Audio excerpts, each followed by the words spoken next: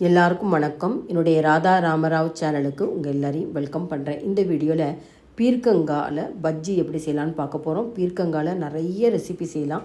பஜ்ஜியும் நிறைய பேர் செஞ்சுருப்பீங்க. இது வரைக்கும் செய்யாதவங்க செஞ்சு பாருங்கள். ஆல்ரெடி என்னோடய சேனலில் பார்த்தீங்கன்னா ஒரே வீடியோலேயே உருளைக்கிழங்கு, வாழைக்காய், கத்திரிக்காய், வெங்காயம், அப்புறம் பஜ்ஜி மிளகாய் வச்சு 5 விதமான பஜ்ஜி ஒரே வீடியோலேயே எப்படி செய்யலாங்கிறத போட்டிருக்கேன். லிங்க் உங்களுக்கு டிஸ்கிரிப்ஷன் பாக்ஸில் தரேன். இந்த டேஸ்ட்டான பீர்க்கங்காய் பஜ்ஜி எப்படி செய்யலாங்கிறத பார்க்கலாம் வாங்க. பீர்க்கங்காய் பஜ்ஜி செய்கிறதுக்கு பீர்க்கங்காவை நம்ம செலக்ட் பண்ணி வாங்கிறது ரொம்ப முக்கியம். கண்டிப்பாக பீர்க்கங்காய் அளவில் பெருசாகவும் இருக்கணும், அதே சமயத்தில் உங்களுக்கு பிஞ்சாகவும் இருக்கணும். நறுக்கி பார்க்குறப்ப உள்ளே இருக்கிற விதைகள் பார்த்திங்கன்னா தனியாக கழண்டு போகாத அளவுக்கு காயோடு சேர்ந்து இருக்கிற மாதிரி இருக்கணும்.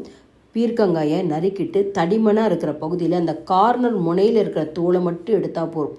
மீதி நடுவில் இருக்க தோல்லாம் அப்படியே இருக்கட்டும். இந்த மாதிரி தோல் எடுத்த பீர்க்கங்காய் பார்த்திங்கன்னா கொஞ்சம் நல்லா திக்காகவே ரவுண்ட் ஷேப்பாக நறுக்கிக்கணும்.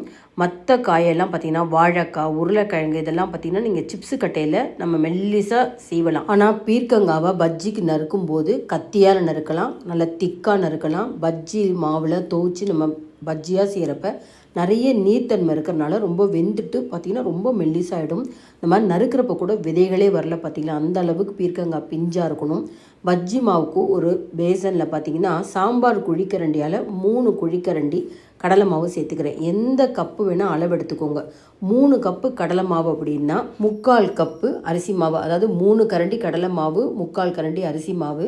இது கூடவே பார்த்திங்கன்னா 1 கரண்டி தோசை மாவு நீர்க்க இருக்கும் இல்லையா, அந்த மாதிரி இந்த தோசை மாவு எடுத்திருக்கேன். இது சேர்க்கணும்னு அவசியம் இல்லை, இருந்தால் சேர்த்துக்கோங்க, இல்லைன்னா பரவாயில்ல. 1 டீஸ்பூன் ஓமத்தை கையால் நல்லா க்ரஷ் பண்ணிவிட்டு போடுங்க. இது கூட 1/4 டீஸ்பூன் பெருங்காயத்தூள், 1/4 டீஸ்பூன் மஞ்சப்பொடி, 3/4 டீஸ்பூன் உப்பு, 3/4 டீஸ்பூன் காஷ்மீரி சில்லி பவுடர் சேர்க்குறேன்.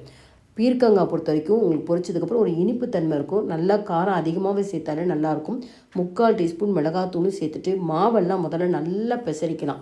ஏன்னா தோசை மாவில் ஒரு ஈரப்பதம் இருக்கு இல்லையா, நல்லா பிசைஞ்சிட்டு அதுக்கப்புறம் கொஞ்சம் கொஞ்சமாக தண்ணி சேர்க்கணும். கொஞ்சம் தண்ணி சேர்த்துட்டு திக்காக இருக்கிறப்பே கைவிடாமல் 3லேருந்து 4 நிமிஷம் நல்லா அடித்து கலக்கணும். அந்த மாதிரி கலந்தாதான் எந்த பஜ்ஜினாலும் சரி எண்ணெயில் பொரித்து எடுக்கிறப்ப அப்படி இட்லி மாதிரி உப்பலாக இருக்கும், பார்க்குறதுக்கும் நல்லாயிருக்கும். உள்ள மாவு வந்து போலாக இருக்கும், நிறைய மாவு இருக்காது. மாவு நல்லா திக்காக இருக்கப்போ அடித்து கலக்கினதுக்கப்புறம் கடைசியாக பார்த்திங்கன்னா ஒரு 2 டீஸ்பூன் தண்ணி சேர்த்துக்கிறேன். இந்த கடல மாவு ஊற ஒன்றுமே திக்காகிடும். 1 பிஞ்சு பேக்கிங் சோடா சேர்த்துக்கலாம். பேக்கிங் சோடா வேணாம் அப்படிங்கிறவங்க அடுப்பில் நம்ம எண்ணெய் சூடுபடுத்திப்போம் இல்லையா, அந்த சூடாக இருக்கிற எண்ணெய் 1 டேபிள் ஸ்பூன் சேர்த்துக்கலாம்.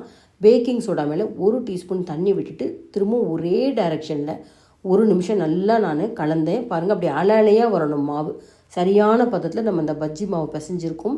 பீர்க்கங்காவை அப்படி டிப் பண்ணி எடுத்து அப்படியே சூடான எண்ணெயில் போட வேண்டியதான். பக்கத்தில் அந்த பேசனை கொண்டு வச்சுட்டு எண்ணெய்க்கு பக்கத்தில் பீர்க்கங்காவை மாவில் நல்லா டிப் பண்ணிவிட்டு 2 பக்கமும் மாவு நல்லா கோட்டிங்காக இருக்கணும். அடுப்பில் எண்ணெய் காஞ்சோடனே சிம் ஃப்ளேமில் வச்சுக்கோங்க.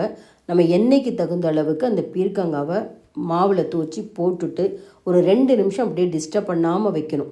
2 நிமிஷம் கழித்து அதுக்கப்புறம் கரண்டியால் நல்லா 2 பக்கமும் திருப்பி போட்டு ஒன்று போல் அந்த நிறம் வரணும். பாருங்கள், ஒரு பஜ்ஜியுமே பார்த்திங்களா இட்லி மாதிரி நல்லா குண்டு குண்டாக உப்பலாக வந்திருக்கு பார்த்திங்களா. இந்த மாதிரி உப்பலாக இருந்தால் தான் உங்களுக்கு நல்லா கிறிஸ்பியாக இருக்கும்.